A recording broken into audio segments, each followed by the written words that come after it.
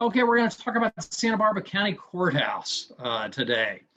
Charles Moore, who was a renowned California architect, former dean of the Yale School of Architecture, he calls the Santa Barbara County Courthouse the grandest Spanish Colonial Revival building anywhere.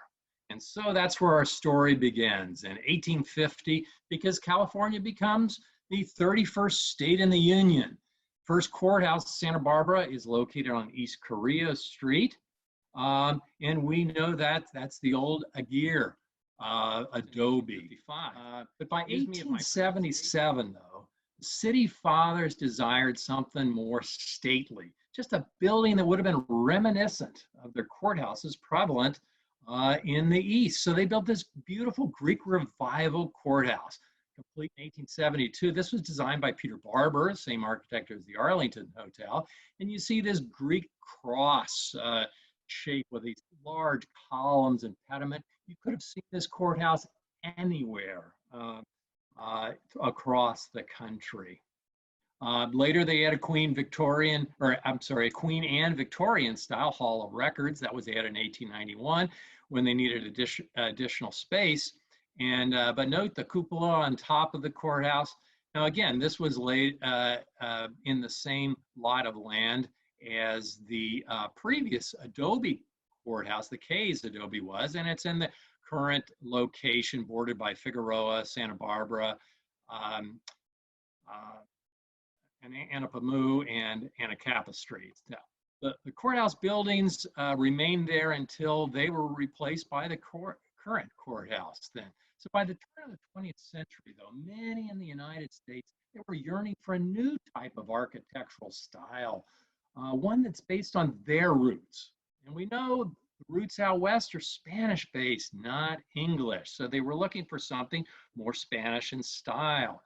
So the first major representation for this new type of Spanish colonial architecture was in Balboa Park. 1915 in San Diego at the Panama, California Exposition. You see this brilliant Spanish Baroque and Renaissance style, although that's really not the Santa Barbaran style. So by this time in Santa Barbara, though, there were very few structures that remained from the old Spanish days, the Mission, the Presidio ruins. There were just a few other adobe structures. So most Santa Barbara homes by that time mirrored this Victorian style that was so prevalent in the East. There were many community leaders that were supporting the Spanish colonial architectural style, including Bernhard Hoffman.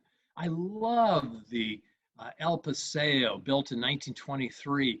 Its business and retail sections are arranged in just the Spanish Andalusian settings, courtyards and paseos, balconies, and just adorned with the white stucco walls, red roof tiles, and trimmed in black wrought iron. In this Spanish Andalusian style, this was what was to become the standard for Santa Barbara architecture. Oh, sorry. But inspired by this style and with the thought of creating a uniform standard of architecture, there was actually a contest held to create a new design for the county courthouse. And based upon the submitted proposals, 4 finalists were selected. But the submitted proposals, the county didn't have enough money to really fund a new courthouse at this time, so the plans were shelved. But meanwhile, plans moved forward in the 1920s to unify downtown architecture. And actually a city plan was created in 1924 that endorsed Spanish colonial architecture standard. But only one more thing was needed, and that was a catalyst to jumpstart this change. And we all know what that catalyst turned out to be. The earthquake, June 29th of 1925. In addition to killing 13 people, it caused significant damage to downtown buildings, including the courthouse. And the Hall of Records that are shown above. 2 other buildings you're probably familiar with. Cleanup begins immediately, and the Architectural Board of Review was very quick to help businesses begin this rebuilding process, of course, provided they chose a building design with this new Spanish colonial Andalusian style. Over 2,000 building permits were issued really within the first 12 months. But within 4 days of the earthquakes, the county had contracted with William Moser and Company of San Francisco to build the new courthouse. And Moser had been a finalist in the 1919 courthouse architectural contest, which I had mentioned. But after months of community involvement, then the accepted design is what is shown here. It was actually credited to J. Wilmer Hershey. He was a member of the community drafting room, and they were the group of architects who were working to rebuild Santa Barbara. It consisted of 4 buildings and approximately 150,000 square foot design. Construction then begins in October of 1926, completed in spring of 1929 at a cost of about $1.368 million, but that's well over the $900,000 budget they had for the courthouse. But thankfully, oil was discovered just west of Santa Barbara in 1927, and the tax receipts based on the oil deposits, that was used to fund the remainder of the project. Okay, the new courthouse then consists of 2 courtrooms, a county board of supervisors assembly room, a jail, law library, a sheriff's office, hall of records, and many of the other county offices. So this was the county's headquarters right here. The new J-shaped design, as you can see here, this allowed for future growth, which the previous courthouses had not allowed for. This growth could continue down either Santa Barbara Street or down, I can always, Anapamu, that's it, if needed. However, Santa Barbara continued to grow, and instead of utilizing this available space, the county actually built this new building in 1966, and this was to house the County Board of Supervisors and many of the other county offices. In addition, they built across Figueroa Street 6 additional courtrooms, and the jail was moved outside of the courthouse in 1971. Lastly, an additional courtroom and jury room were added across Santa Barbara Street. So the footprint of the 1929 courthouse has really remained the same as it was first built. However, now though, the courthouse houses 6 active courtrooms, plus the law library, sheriff's office, hall of records, but now only just a few of the county offices are located there. In addition then to the mural room, which is the former Board of Supervisors assembly room. So it remains a very active, very vital county courthouse. But it's also achieved its status as a local, state, and national historic landmark. So now we're going to take you on a tour of Santa Barbara County Courthouse. Now, all the tour docents will kind of do it a little bit differently. I like to focus on 2 themes. Number 1 is the courthouse's castle-like features. I mean, seriously, who doesn't like to tour a castle? And the second thing is the symmetry of the courthouse architecture. There is none. This is a very asymmetrical building. Now, why that doesn't sound glamorous at first, it explains how the architect could encompass so many unique architectural styles and niches throughout the building, but all while maintaining this uniform white stucco walls, red wild tile roof, and black wrought iron details, which are the hallmark of the Santa Barbara style of architecture. So we'll begin our tour in the mural room. Okay, this room, as we talked about, used to house the County Board of Supervisors, and they actually left their furniture when they left. See the semicircular conference room, the main filing area back here. In addition, we'll see on the next slide, we'll see four of these bargueños. These were kind of mobile filing cabinets for 4 of the Board of Supervisors. And this chair and there's a similar chair on the other side. These were the chairs of the original judges that they used in their courtrooms back in 1929, when there were only two courtrooms beautifully, beautifully carved wood. Now, using the castle analogy then, this room would have been the throne room. It's one of the largest in size. It's got an elevated floor and very elaborate decorations would have been appropriate for royalty to greet their guests, for example. Then you look up, there's this 30-foot high ceiling, and this appears as if it's a 15th century Spanish castle. It was painted by Giovanni Schmiraldi. He was an Italian artist who had worked on landmark buildings in the United States, including Grand Central Station. And his late medieval design was inspired by a church in his native Palermo, Sicily. And it's still vibrant. Look at the colors in this today. It's as vibrant as when it was created. These large horizontal beams that span the width of the mural room, and they appear to be old wood, but they're in fact metal lath and plaster and paint over top. In fact, all of the structural components of the building are steel and concrete because these were the latest earthquake lessening building materials that were available in the 1920s. So these structural steel beams actually run inside that metal lath covering that you see. The ceiling now is illuminated, which just allows greater visibility to this really brilliant, brilliant artwork.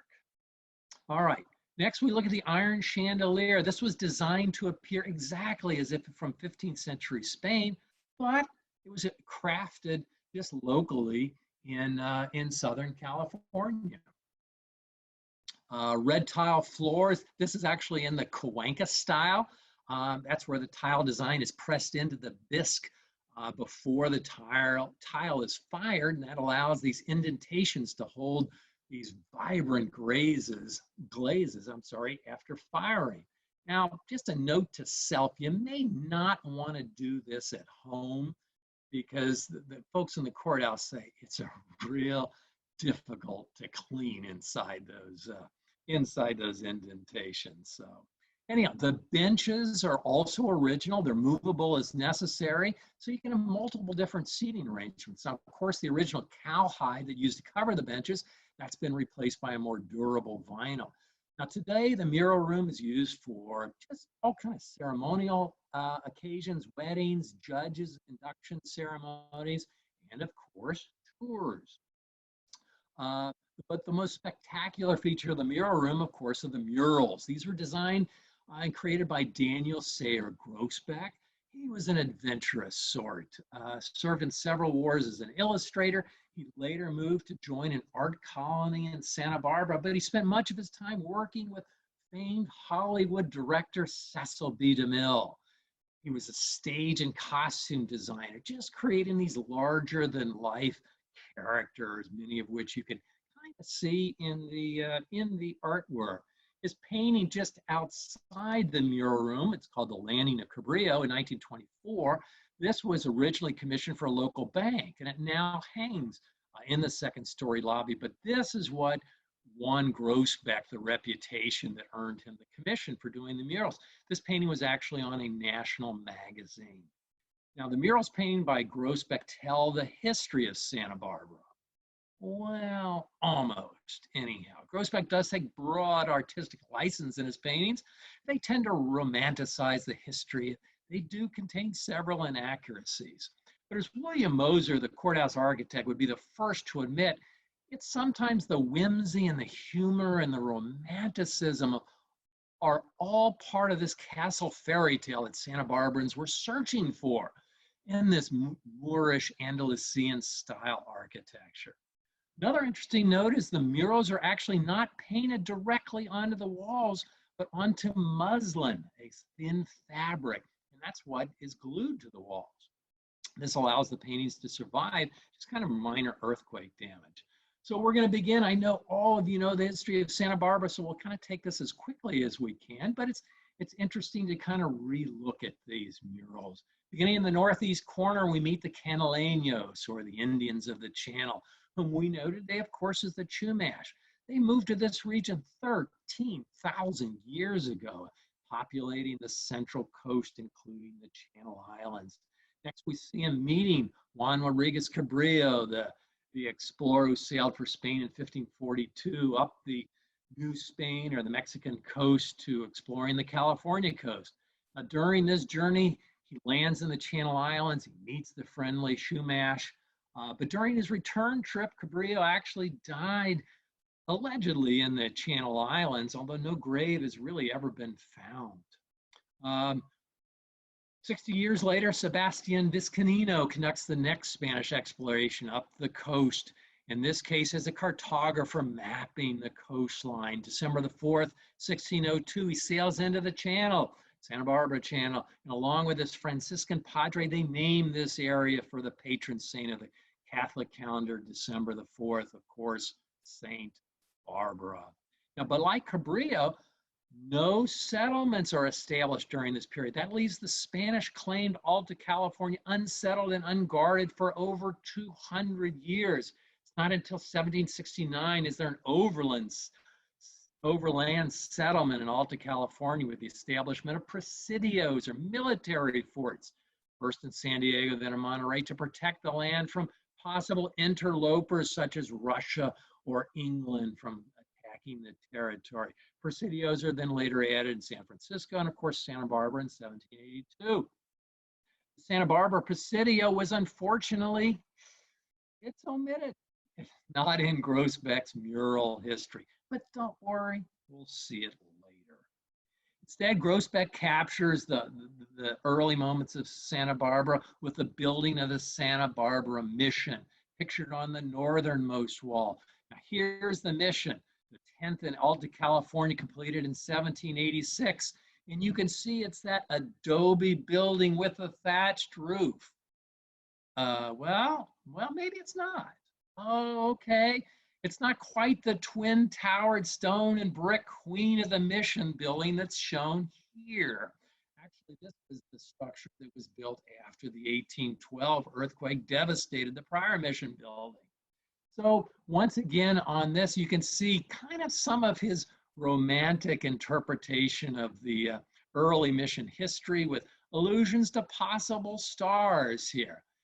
Doesn't this look like Friar Tuck and Robin Hood, perhaps? Maybe this resembles Edward G. Robinson, perhaps? Could this be Peter Pan? Again, larger than life characters. That's what Groesbeck loved to draw. All right, continuing then. He next captures the Mexican era after Mexico's independence from Spain in 1822. This 24 years, as you know, was quite tumultuous as the Mexican government really attempted to change the traditional base Spanish rule. It was during this period of time, we know, that mission land was granted in large part not to the Chumash people, to whom it was originally held in trust by the Spanish, but the land was granted to many prominent families in this area, former soldiers and to entrepreneurial ranchers. This began, of course, the decline in the missions. However, the Americans are coming, ever westward moving. They began settling in California in the 1940s with just increasing numbers, declare war on Mexico in 1846. They defeat the Mexican army. And of course, you see John C. Fremont here, crossing over the San Marcos Pass on Christmas Eve of 1946, and he reaffirms the U.S. claim to Santa Barbara, in this case with boots on the ground. The large eagle and sun, oh, that could perhaps suggest victory. The victory is perhaps a new awakening for Santa Barbara. The murals on the west wall, or on the Anacapa side, they represent the economic drivers in Santa Barbara. You see minerals on the first mural. Minerals, we've already talked about. Oil has been an important part of the founding of the courthouse. Sandstone was mined locally in Refugio. And the gold rush, which is actually pictured here, that had an influence in Santa Barbara as masses of Americans had poured into the state. Stock, as in hundreds of thousands of cattle, sheep, pigs, and horses are predominant in Santa Barbara County. And as the price of beef rose five-fold during the gold rush, That's when these rancheros became wealthy. Lastly, agriculture, and the third mural was still the most important, and still is the most important industry in Santa Barbara County today, with strawberries, broccoli, and wine grapes, of course, being the most productive crops in the county. As we move out of the mural now, we go through these huge iron double doors. We see another one of the architect's whimsical features here. See this? This is the lock that goes on, the bolt and the lock that goes on the outside of the outer door, as opposed to the inside of the doors that you might expect, particularly if it's the throne room. But perhaps that's whimsically allowing for the public to, quote, lock in the politicians inside the mural room should they sense the Board of Supervisors' inability to come to a decision. Next, we move to the stairwell, another one of the real gems of the courthouse. It's filled with just Moorish features. The ceiling reflects this Mujahar design, also by Schmiraldi. Now, Mujahar is the Moorish craftsman. It's the style created by Moorish craftsmen after the reconquering of Spain by the Christians, meaning after 1492.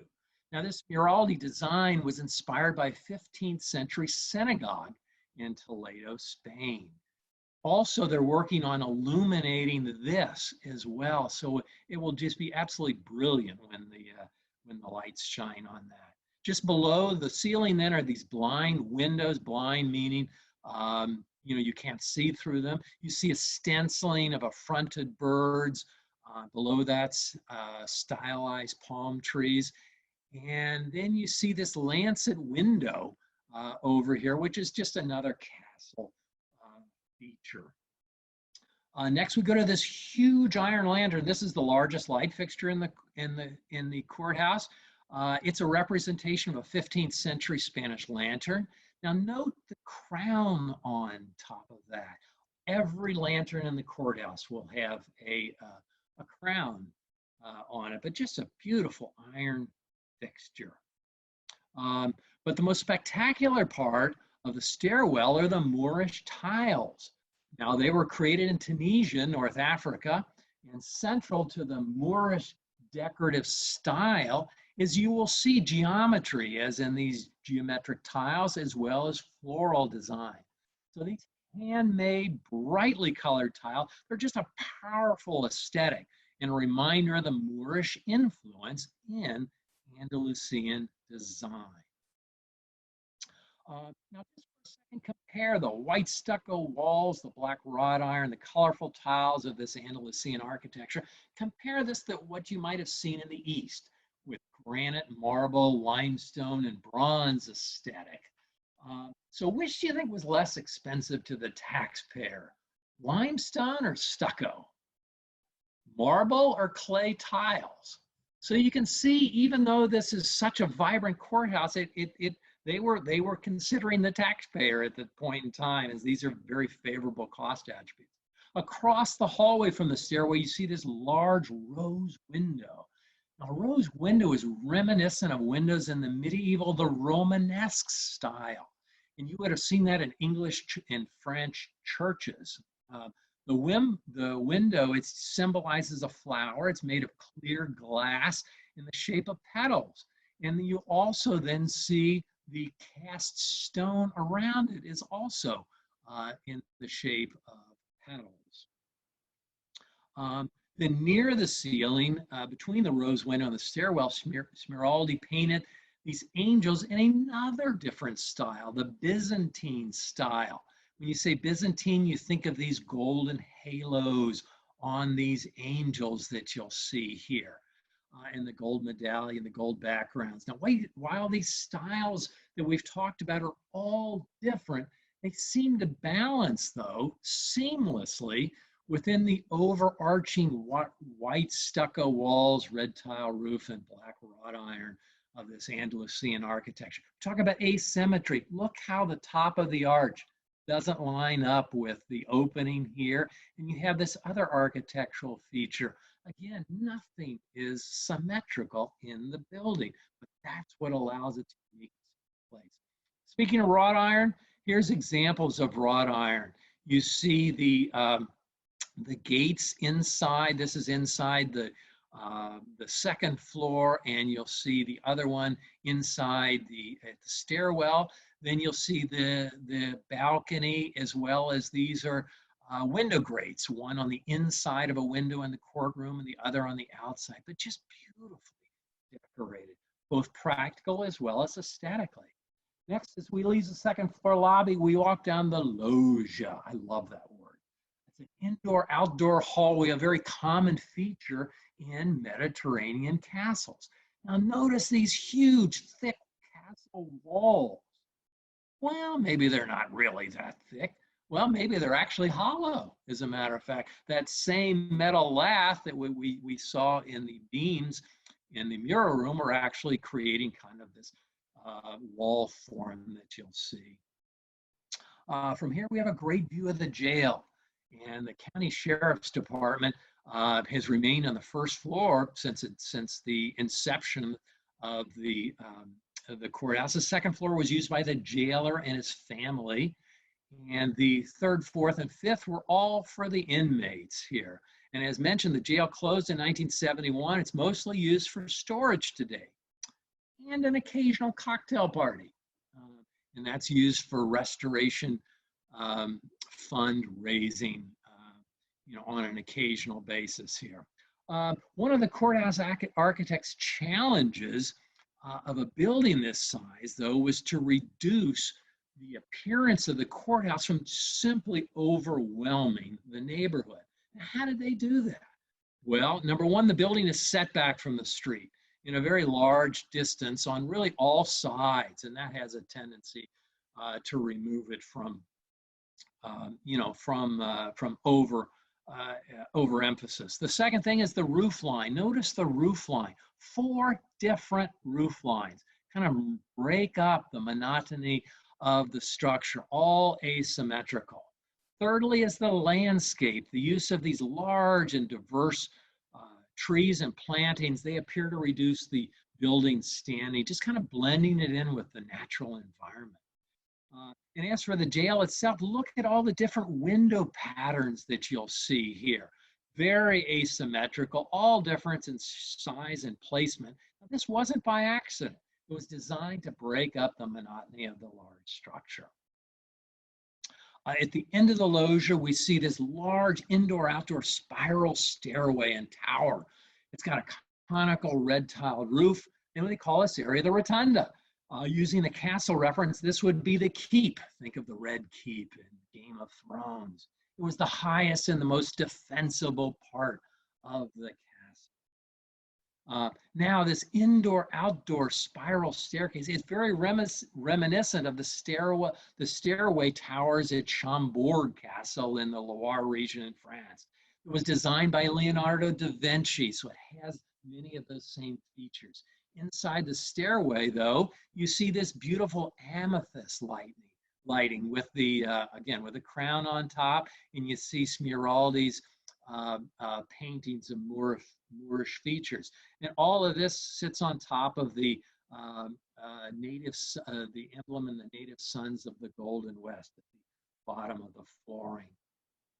Walking down the second floor corridor, then along Figueroa Street, we passed by courtrooms 1 and 2. These were the original 2 courtrooms. We also passed by 5 paintings by Theodore von Sina, who was a Dutch artist commissioned to paint Santa Barbara history. And these paintings, they weren't originally conceived for the courthouse, but they were placed here for their historical significance. So we start firstly at the burial of Governor Jose Figueroa.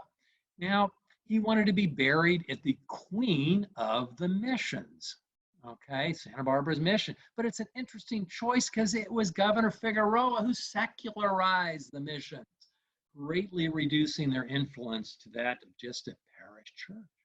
Next, we move to the landing of Cabrillo. Like the painting of Groesbeck, it depicts the meeting of Cabrillo with the shoemaker. The third one, the planting of the cross of Presidio. This is what Groesbeck omitted, is the founding of Santa Barbara. Here you see the scene of the raising of the cross. You see the Spanish governor, and this would be the first comandante, Jose Ortega. And you see the Chumash on the right, because at the end of the day, they're the ones that did all of the work in Santa Barbara. You see the blessing by Father Sarah. The next mural is the pirate Bouchard pillaging the Rancho Refugio. This is one of Santa Barbara's great historical stories. In 1818, as Argentina was struggling for their independence with Spain, now this was 3 years before Mexico's independence, they hired Hipólito Bouchard, a French mercenary, to raid the Spanish possessions along the Pacific coast, including California. So with 2 ships, 300 men, Bouchard sets sail from Monterey, the capital of Alta California. He sacks it, he burns it, and he kills the livestock. Then they head south to Refugio. Now, a warning had been sent by the Santa Barbara Presidio warning the Ortega family of an imminent attack at Refugio. So the family did quickly move east into the mountains to avoid harm. Now, that's not quite what's shown in this picture, but nonetheless, the houses and the livestock were destroyed by the pirates. But then they head south to Santa Barbara. Now, if you want to hear the rest of the story, ask me a question in the Q&A period. You can key it in on your screen there, because I simply don't have enough time to continue the story as part of the session. So I'll call this a cliffhanger. Continuing on then, the Fandango, it captures the marriage of Jose de la Guerra's 16-year-old daughter, Anita, to 38-year-old American merchant Alfred Robinson. Now, the setting, of course, is Casa de la Guerra, also known as Casa Grande. This is the largest home in Santa Barbara at the time. And we know this can still be visited today. The de la Guerra family was arguably the most important family in the first half of the 19th century. What I think is this scene represents so much more than just a wedding. It really is representative of the culture and the spirit of the times. All right, next we move to the center of the courthouse on the Figueroa side, and you'll see the grand doorway across from the law library. Now, the grand doors are over 15 feet tall. They open over the balcony overlooking the courtyard. So if you were in the castle, imagine the king standing on the balcony, introducing his new heir to the adoring townsfolk. And then directly across from that, you see the library. I love the entrance to the library. You see the mascaron. They'll kind of get rid of all of the evil spirits. You see the asymmetrical sandstone coins on the wall. You'll see the scimitar. This is a Moorish scimitar replacing a Roman sword above the doorway. So really interesting. But then you walk into the library and totally unexpected. I want to go back. Perhaps due to the American law being based on English law as opposed to Spanish law, all of a sudden you come into the courthouse and you see this English Gothic ribbed double vaulted ceiling. Now, this is what you would have seen in medieval England cathedrals or universities here. Just unbelievable. In addition, you'll see the walls are decorated by Smeraldi's paintings of a 17th century French map on the left, showing California as an island. And also opposite a map of early Santa Barbara County. Just a few other architectural features on the second floor. One of 4 quatrefoils that you would see, just kind of an architectural feature. These were not really Spanish based. You'll see the kind of a cockle shell shape, just kind of representative of Santa Barbara's proximity to sea. And then just another beautiful lantern that they're throughout the courthouse. As you move down to the first floor, they include 4 active courtrooms, many more works of art, and 4 architecturally significant courthouse entrance, which we'll see next. But in addition, then there's an image representing the legend of Santa Barbara's castle. And that's completed in tile work on the first floor.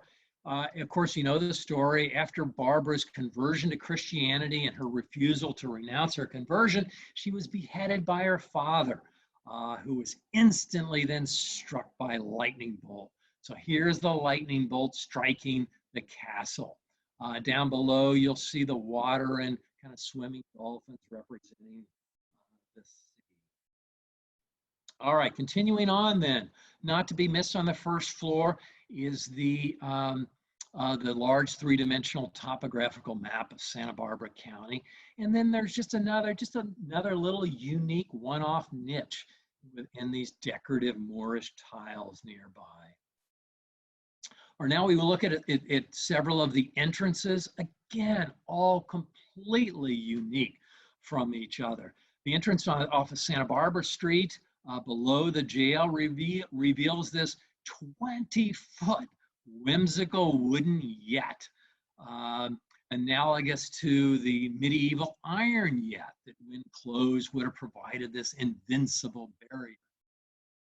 Yet our yet in the courthouse, well, it has the lock on the outside.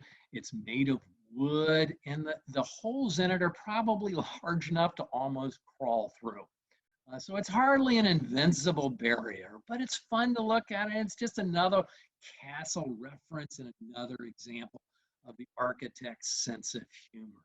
Now, the Latin phrase at the top of this sandstone translates to learn justice from this warning. It's written in Latin. So it's a constant reminder, a stern reminder, I should say, that unlawful acts have consequences. Now, the exterior wall surrounding this entrance is made from local sandstone right here, and it was actually scored with a tooth chisel. And that's what adds the texture. So when you see it, you'll recognize that. Also note the cast stone turret at the top of the jail with the laughing or the crying gargoyle that's looking down from below. So very, very interesting to see. Another one of my favorite areas is nearby the Santa Barbara entrance. You'll see the Santa Barbara version of the Bridge of Sighs. Interesting. Now that's a name used in Venice, Italy, to describe a very famous similar walkway between a courthouse, okay, this would be like the Doge's palace, and then the jail on the other side. And prisoners would walk through this entryway here, look out the window and just kind of sigh. This is probably their last look on land and sea. Now, presumably in Santa Barbara, this bridge was much more of a two-way street for prisoners. And also there's this unique balcony over here, just another individual attribute of, in this case, just a concrete balcony as opposed to one of the more ornate wrought iron balconies. Another entrance is, of course, off Figueroa. This is called the Lawyer's Entrance, and it was nicknamed due to its proximity to the courtroom scheduling board. And it's just another example of the courthouse's diverse architectural style.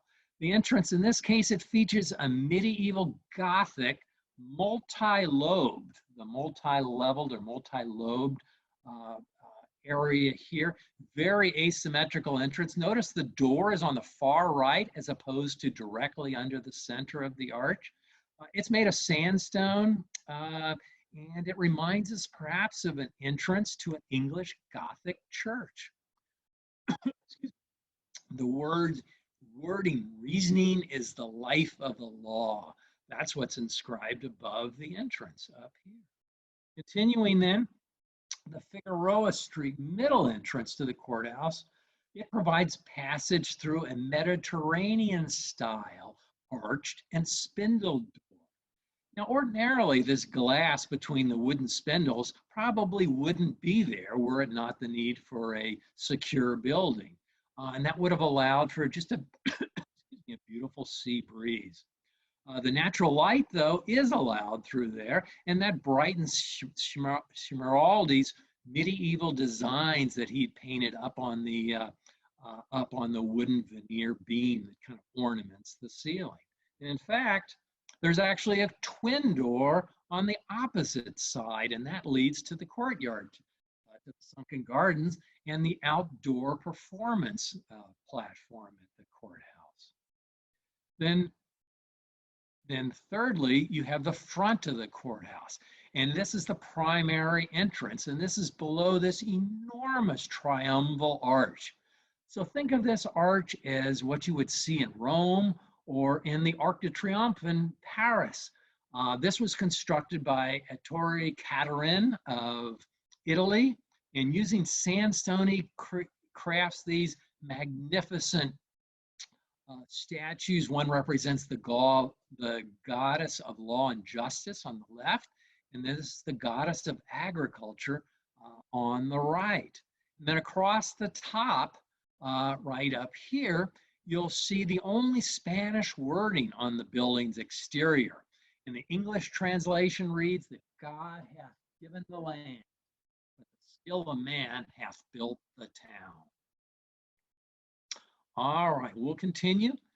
Courthouse visitors then may enter through the building, either through the double doors that were underneath the large arch, or simply through a single doorway right of the arch, which will lead to the information booth here, and that's manned by volunteer docents. So the next slide is the flip side of the arch. On the other side, on the Sunken Garden side, it's also nicknamed the Wedding Arch, is viewed from the Sunken Gardens. This is the most popular of the 6, repeat, 6 outdoor wedding venues at the courthouse grounds where they can be, weddings can be reserved for. And sure enough, I drove by the courthouse today, and while the courthouse is closed today, there is a wedding going on, nonetheless, on the grounds. All right, the County Hall of Records has always been considered part of the courthouse complex. But it, as you know, it maintains the birth and death records, real estate filings, issues a marriage license, etc. But the building is actually separated from the service building, the building adjacent to the courthouse building, by a small hallway and a moat, albeit it's a dry moat. It's only 10 inches in width, but once again, it's a moat. Castle analogy. Once again, the entrance is unique and very impressive. Now, after visitors pass under one of these 2 low Gothic arches, all of a sudden they're surprised to see these 13-foot double doors covered with copper repoussé panels, which tell the Santa Barbara story. Upon entering then, the ceiling and the roof are under this 45-foot diameter skylight. Below the skylight, you'll see these Moorish-inspired blind windows at the top, and then the horseshoe windows beneath, and then the Greek Doric columns with the painted wood veneer. Not to be underlooked in this really, really fascinating place is, of course, the first technology tools used in the courthouse. See this little metal basket here? Oh yes, this metal basket was used by 2 sisters. I think they're the Covarrubias sisters that used to efficiently move important papers from one floor to another floor via this. So using the pulley system here. All right. Continue on. One of the other interesting features of the Hall of Records is the heating and air conditioning system. There was none when it was created here. But upon demand for adequate heating and ventilation, they built a geothermal system right out here in the kind of the front yard area of several pipes, several hundred feet deep, filled with water. And that water then stays at a steady 70-degree temperature. That is then modestly heated in the basement area and then ventilated up above. And I'm going to show you that picture. Well, that picture is right here. Right below these planters, you'll see the vents. So it actually keeps it at a very, very fine temperature. All right, next, the Courthouse Observation Tower is one of the most popular tourist destinations. It rises to just spectacular views of the ocean, the mountains, the downtown. Interesting, it's a square tower, and that's reminiscent of towers on the Moorish Barbary coast.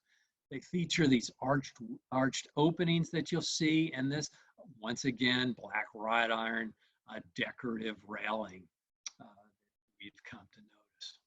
Then while visiting the observation tower, one floor below is the clock room, and that contains the inner workings of the original 1929 Seth Thomas clock, still in operation.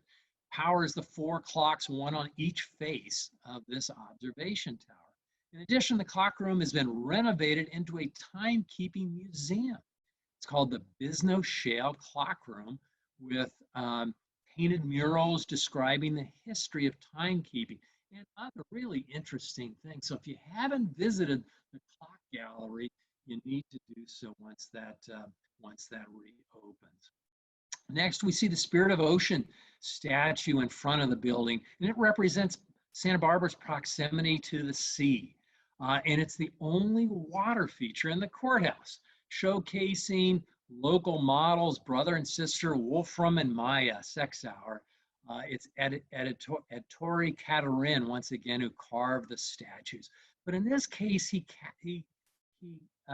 sculpted them with an inferior grade of sandstone. And by 2011, it simply had to be replaced. But they were able to cast a plaster mold of each of the elements before its destruction, and they were able to replace it exactly as you see it here today. One of the other interesting notes is that Maya, according to docent legend, Maya would come out here in her later years in life and just kind of stand around and talk about the time that she modeled for that statue when she was 16.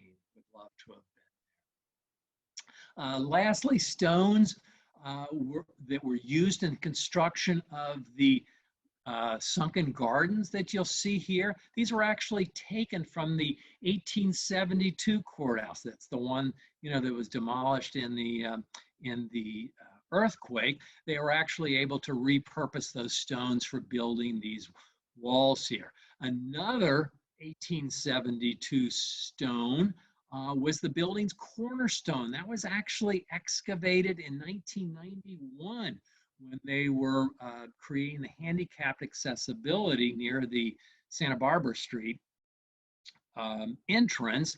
And so they have displayed that now also near that entrance. As mentioned previously, landscaping this massive complex was critically important, not only for aesthetics, but also to just break up the scale, the size of the structure. The original landscape architect was Ralph Stevens, and he had created these Mediterranean design using various tropical as well as subtropical plants.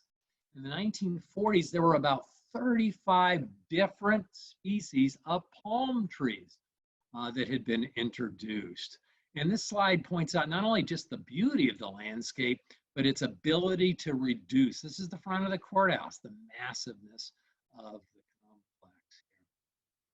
Lastly, just a few other unique architectural elements. One is the exterior loggia that is it's almost completely hidden by the landscape. The other is the mission style bell tower. Now, this is the only mission style architecture that exists on the courthouse. And it holds the old fire bell from the late 1800s volunteer fire department.